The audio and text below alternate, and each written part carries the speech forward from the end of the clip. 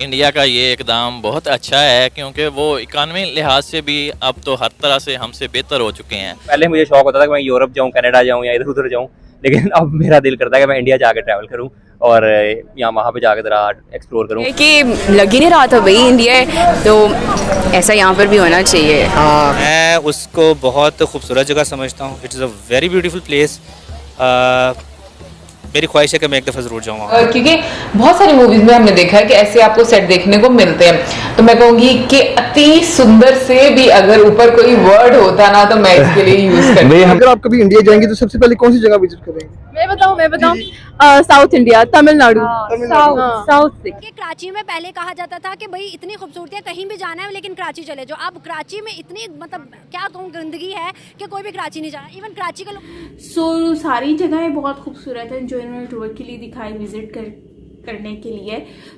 मुझे तो ये वाली जगह बहुत अच्छी लगी। और मैं तो खैर खूबसूरती देख रहा था इन शहरों की कि कितनी नाइट लाइफ कितनी खूबसूरत लग रही है। बिल्डिंग्स एक से बढ़ के एक है। जब भी मैं सिटी टूर हम लोग करते हैं तो बिल्डिंग्स याद है कि देखते हैं कितनी बड़ी बड़ी। और जय हिंद दोस्तों भारत अपने पर्यटन के दम पर सिंगापुर, मालदीव और स्विट्जरलैंड जैसे देशों को टक्कर देने जा रहा है और आने वाले समय में आपको ये देखने को मिलेगा कि भारत पर्यटन के क्षेत्र में बहुत ही तेजी से आगे बढ़ चुका है। मुझे ये बताइएगा कि जिस तरह से आपने देखा कि इंडिया जो है वो मालदीव को बायकॉट करके इंडिया को प्रमोट कर रहा है, क्या समझते हो कि पाकिस्तान में ऐसी चीज़ों को प्रमोट करना चाहिए जिससे पाकिस्तान भी ग्रो हो? ऑब्वियसली करना चाहिए। बहुत से हमारे पास पॉइंट्स हैं, लाइक कश्मीर और कराची सी हमारे पास है, लेकिन हमें उस पर काम करने की जरूरत है। गंदा कर बहुत गंदा, वहाँ कचरा है, वहाँ सिर्फ कचरा है। अब तो परमिशन नहीं है वहाँ जाने की, क्यों कचरा करके लोग आ जाते हैं। इवन के कराची में पहले कहा जाता था कि भाई इतनी खूबसूरती है, कहीं भी जाना है लेकिन कराची चले जाओ। अब कराची में इतनी मतलब क्या कहूँ गंदगी है कि कोई भी कराची नहीं जाना, इवन कराची के लोग लाहौर देखने। कराची की मैनेजमेंट खुद कुछ नहीं कर रही ना। क्या समझते हो इंडिया ने जिस तरह तरक्की किया हमने क्यों नहीं की? 76 ईयर सेम टाइम पीरियड है, क्यों नहीं की हमने? मे बी लोगों को भी प्रमोट करना चाहिए और बोलना चाहिए। और अगर लोग बोलेंगे, अगर लोग बोलेंगे, क्योंकि लोग पाकिस्तान से भाग रहे हैं, मसला ये, वैसे हम खुद भी भाग रहे हैं बट लोग जा रहे हो निकलना है, बस यहाँ से निकलना, आगे जहाँ अल्लाह ले जाए।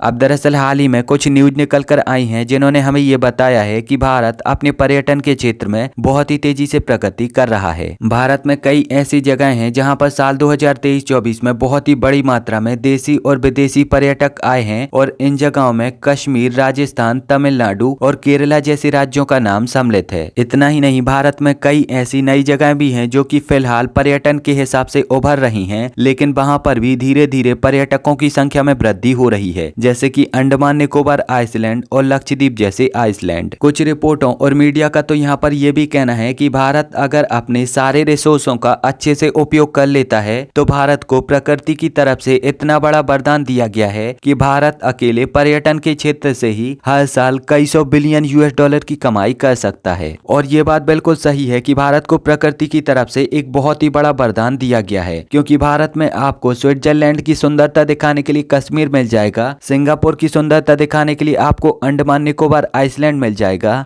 फिर इसके बाद मालदीव की सुंदरता दिखाने के लिए आपको लक्षद्वीप मिल जाएगा, थाईलैंड के बीचों की सुंदरता दिखाने के लिए आपको यहाँ पर गोवा मिल जाएगा, और इसी के साथ साथ कई और यूरोपियाई और अरब देशों की सुंदरता दिखाने के लिए भारत के पास अलग अलग राज्यों में कई अलग अलग जगहें उपलब्ध हैं।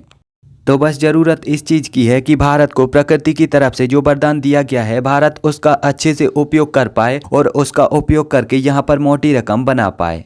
तो बिल्कुल एक डिफरेंट ही अनुभव देते हैं। फिर यहाँ पर हम लोग बात कर लेंगे अपने एक्सपीरियंस की, क्योंकि जब हम लोग भी फर्स्ट टाइम मतलब अभी जैसे थाईलैंड में हम लोगों ने किया था रिसेंटली, तो वहां पर भी हम लोग एक केव में गए थे।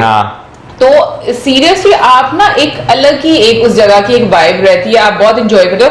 बट ये वाला मुझे उससे भी ज्यादा खूबसूरत लगा। उसकी रीजन ये है कि एक तो ग्रीनरी बहुत ज्यादा थी, बहुत ज्यादा बड़ा था, एक तरह से जंगल में हम लोग जा रहे थे, एक ट्रैक प्रॉपर बनाया गया है। फिर उसके अलावा जैसे झरने हैं, मतलब मुझे ऐसा लग रहा था मैं किसी ना मूवी के सेट पर आ गई हुई हूँ। मुझे ये रियल नहीं लग रहा, और मुझे लगता है अगर आप रियल में भी देखोगे तो आपकी आंखों को यकीन नहीं हो पा रहा होगा, क्योंकि बहुत सारी मूवीज में हमने देखा है कि ऐसे आपको सेट देखने को मिलते हैं। तो मैं कहूंगी कि अति सुंदर से भी अगर ऊपर कोई वर्ड होता ना तो मैं इसके लिए यूज करती। भाई हमने जो थाईलैंड में जो केस देखे है ना, वो बेसिकली आप समंदर के बीच में जो है वो आइलैंड से उनके अंदर जो है वो केस बनी हुई थी। लेकिन क्योंकि अगर इनकी बात की जाए, ये पहाड़ों में जो है जिस तरह बनी हुई है और जिस तरह का मौसम वहां पर बना हुआ था, और साथ जो है अगर आप देखें छोटा सा दरिया ही आप कह, नदी, छोटी सी नदी आप कह रहे, दरिया तो नहीं आप कहेंगे, दरिया बड़े होते हैं, छोटी सी नदी आप कह ले, उसके साथ जो चल रही थी तो वो भी बहुत खूबसूरत जो है वो एक जो है ना उसे कर रही थी। तो मुझे लगता है कि भाई ऐसे ट्रैक पे चलते हुए ना आपका जो एक मेंटल कंडीशन है वो बहुत अच्छा, बहुत पीसफुल जो है वो हो जाता है। आप जो है इंजॉय करते हैं नज़ारों को, क्योंकि बिल्कुल ग्रीनरी वहां पे बहुत ज्यादा थी, और ग्रीनरी जहां पर होती है ना तो उसे देखकर आपकी आंखों को ना वैसे सुकून मिलना शुरू हो जाता है। मैं सोचती हूँ कि देखो इंसानों को पता भी है कि नेचर से उसको कितना सुकून मिलता है, अच्छा लगता है, उसकी मेंटल हेल्थ अच्छी होती है, फिजिकल हेल्थ अच्छी होती है। लेकिन हम इतने दुष्ट प्राणी हैं कि हम लोग फिर भी नेचर के साथ खिलवाड़ करते हैं। और देखो जहाँ नेचर है वहां पर हम लोग उसको जब देखते हैं, मतलब पानी को देख लो, ग्रीनरी को देख लो, पेड़ जंगल कुछ भी आपको इतना ज्यादा वो खूबसूरत लगता है और आपको कहीं ना कहीं पर सुकून दे रहा होता है। यार सॉरी आपको इंटरप्ट कर दिया। अभी देखिए जैसे हम ये देख रहे थे, ठीक है ना, अपनी आंखों से देखने का एक अपना मजा, लेकिन ऐसी जगह पर आप बैठे हो ना सुकून से और खाली पानी की आवाज को फील कर रहे हो, तो जो फ्रेश ऑक्सीजन के साथ आपको एक पानी की आवाज सुनने को मिलती है ना, तो आपको पूरा बॉडी रिलैक्स करता है। बिल्कुल। और फिर उसके बाद भाई हम लोग बात करेंगे जिस तरह से वो एक बैम्बू के ट्रैक पर गए जहां पर काफी ज्यादा ट्रैफिक कंट्रोल करने के लिए भी एक महिला खड़ी हुई थी।